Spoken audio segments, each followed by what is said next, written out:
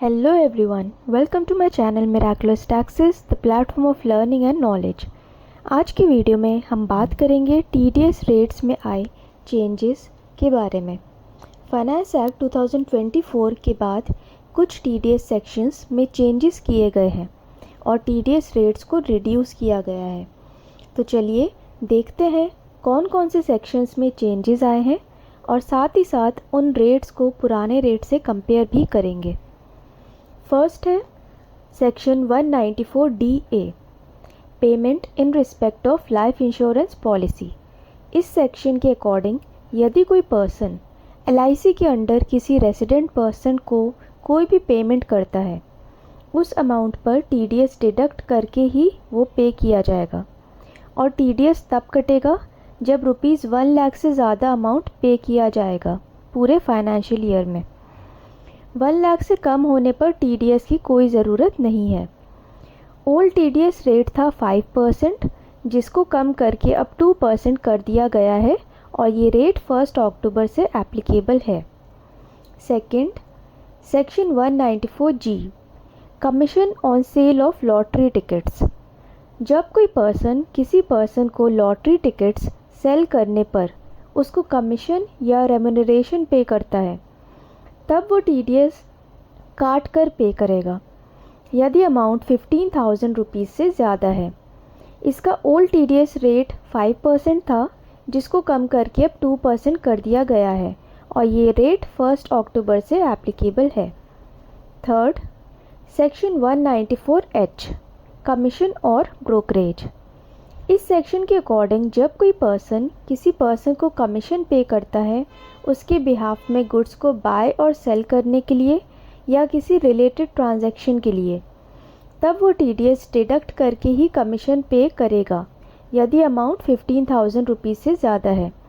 यहाँ ध्यान देने वाली बात है कि इसमें insurance commission, commission on sale of lottery tickets और प्रोफेशनल सर्विसेज इंक्लूड नहीं है, तो इन पर इस सेक्शन के अंडर TDS डिडक्ट नहीं होगा। इसका ओल्ड TDS रेट था 5%, जिसको अब कम करके 2% कर दिया गया है और ये रेट 1 अक्टूबर से एप्लीकेबल है।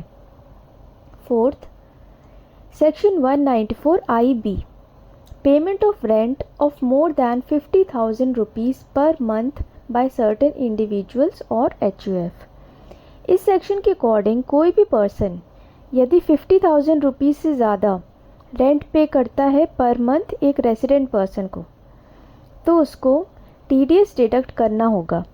ये सेक्शन इंडिविजुअल्स और HUF के लिए है।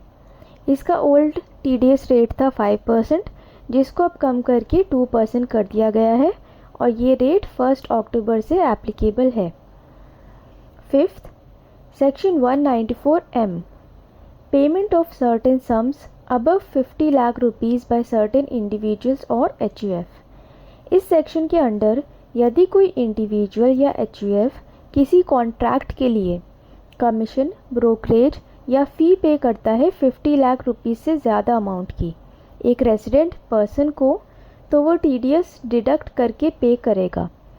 ध्यान देने वाली बात यह है कि इसमें वो पर्सन्स इंक्लूड नहीं है जो सेक्शन 194C, 194H और 194J के अंडर TDS डिडक्ट करते हैं।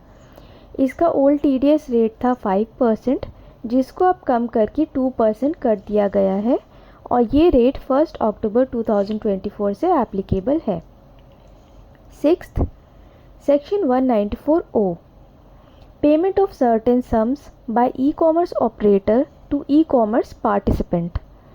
इस सेक्शन के अंडर यदि एक ई-कॉमर्स ऑपरेटर जो कि उस ऑनलाइन प्लेटफॉर्म का ओनर है और उसे मैनेज करता है, वो ई-कॉमर्स पार्टिसिपेंट को कोई पेमेंट करता है प्लेटफॉर्म पर गुड्स की सेल करने के लिए या सर्विसेज प्रोवाइड करने के लिए, तो वो TDS डिडक्ट करेगा और TDS तब एप्लीकेबल होगा जब अमाउंट 5 लाख रुपीज़ से ज़्यादा है।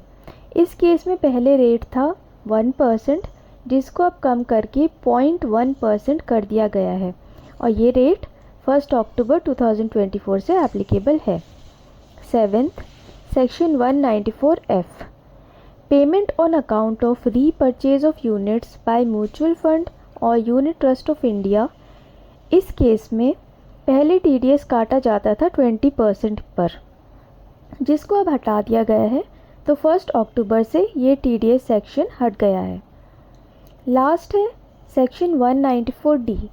अभी तक जो 7 सेक्शंस डिस्कस किए थे उन सब के न्यू रेट्स इफ़ेक्टिव हैं 1 अक्टूबर 2024 से, बट इस सेक्शन में भी कुछ चेंज आया है जो इफ़ेक्टिव है नेक्स्ट फाइनेंशियल ईयर से, और इसलिए ये है एक बोनस अपडेट आप सबके लिए। सेक्शन 194D होता है TDS ऑन इंश्योरेंस कमीशन, जो कि तब लगता है जब अमाउंट 15,000 रुपीज़ से एक्सीड कर जाए।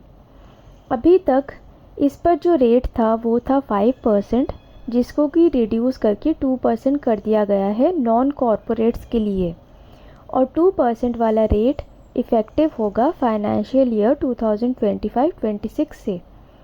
तो ये थे कुछ important updates related to new TDS rates. Video useful लगा हो तो लाइक करें, शेयर करें और चैनल को सब्सक्राइब करें। Thanks for watching.